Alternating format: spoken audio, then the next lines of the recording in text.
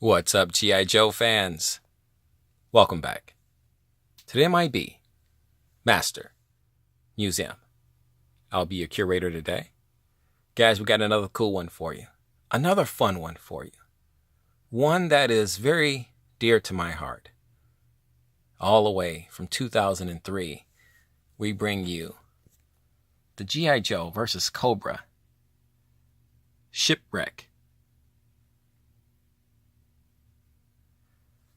Guys, I know some of you guys would think that I'm crazy. I am a owner of a museum with thousands and thousands of mint in box, mint on card action figures.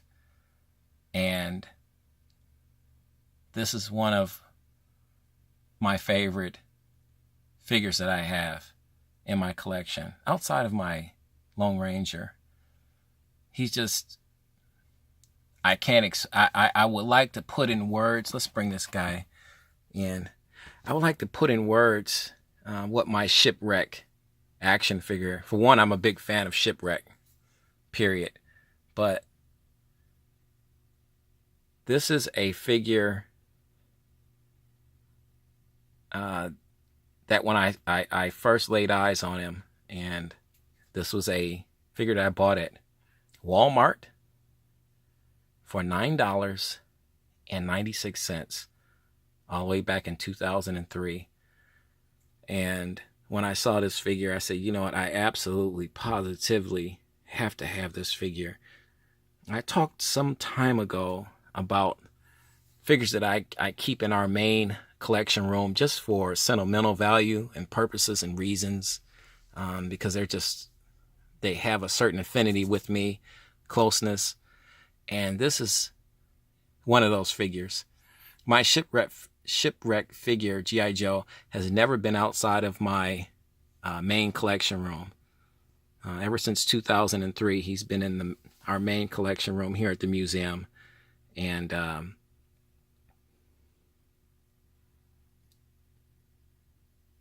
like I said, I would love to tell you that he has all of the bells and all of the whistles that comes with being a really super cool, awesome figure.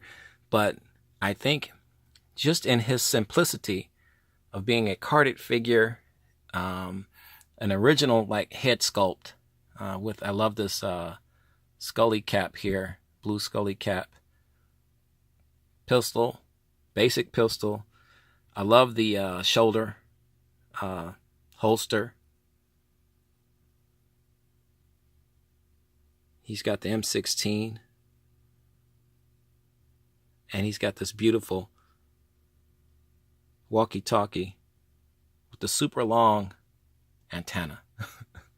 I would like to tell you that he's got all these awesome things. It's just the K-bar knife there, the sheath there, but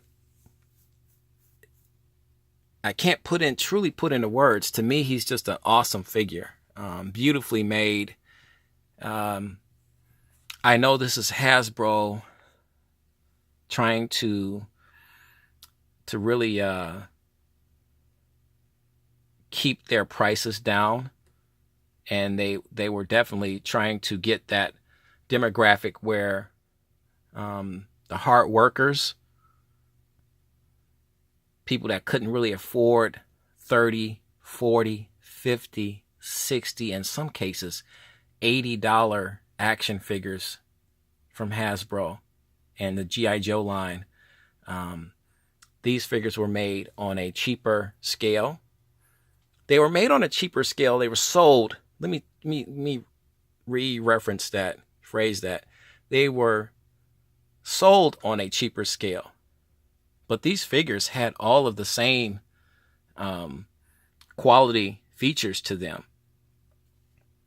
But as opposed to having a real shirt, a cloth shirt, he had a molded shirt. And we've seen this molded body shirt before. I like it. Some collectors don't like it, but it was different. And it really went with this particular Shipwreck G.I. Joe. And to be a basic carded figure, he had his fair share of accessories. You know, you for listen guys, for $9.96, you got a pistol, a scully cap, his shoulder holster, K-bar knife, sheath, M16 machine gun, and his awesome walkie-talkie. That's a lot for, I'm sitting back up here. That was a lot for $9.96. And I just thought that, I said, you know what? And I believe I bought about 5 or 6 G.I. Joes that day. But for some reason, this was the G.I. Joe that I was most excited about purchasing. And it just goes to show you guys, you don't have to, it's not about the monetary value, how much a figure cost. He's got the basic classic collection hand sculpt, no gung-ho grip hands. They didn't use that on him. But it just goes to show you, it's not about the money value. It's truly what's in your heart as a collector and the passion of collecting these beautiful action figures. And this beautiful G.I. Joe Shipwreck figure, to me, he had his own charm. He had some really cool, now his only cloth accessory was his pants. Camouflage, gray and black camouflage. And you can see, had the little, what's that, the ruffled belt there. With the elastic band, I should say, in there. See what type of boots he had on there. Let's see. That's regular boots.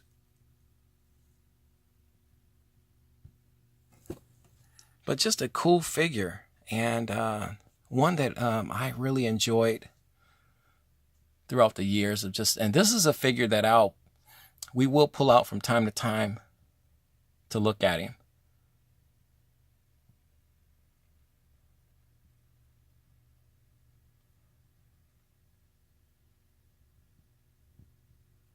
And it's crazy because my wife will say, you have all these awesome G.I. Joes, and this is one of your favorite ones? She's like, this is the one that you look at the most. I said, I know, I can't, he's just cool to me.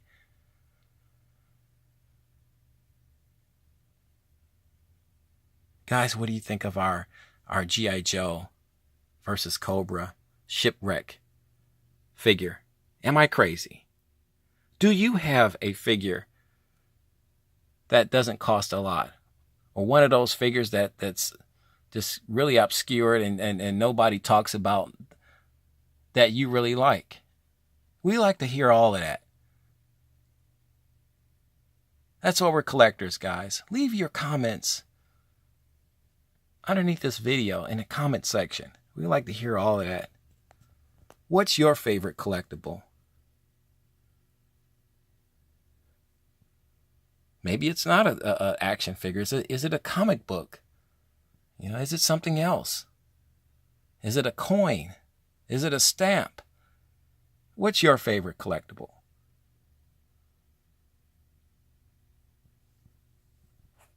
I've told this story one time. I'll tell it again. A collector visiting the museum one day asked, God forbid, if there was a fire or something, what are some of the things that you would gather out? I said, first things first, my family is safe and they're outside. If I had to go back into the house, into my museum, I would take about maybe 5 or 6 G.I. Joes if I could save them. This would be one of those G.I. Joes that I would absolutely positively try to save. That's how special this G.I. Joe is to me. That's how cool he is. I would love to tell you that I could just, I said, I'm trying to put into words the connection with this G.I. Joe, this $9.96 G.I. Joe basic carded figure. But I can't. That's the cool thing about being a collector, guys. Guys, we'd like to thank you for hanging out with us today in our museum.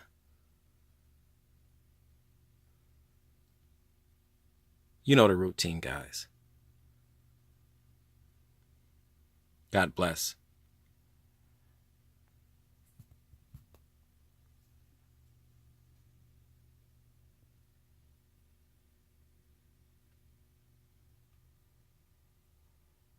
And keep collecting.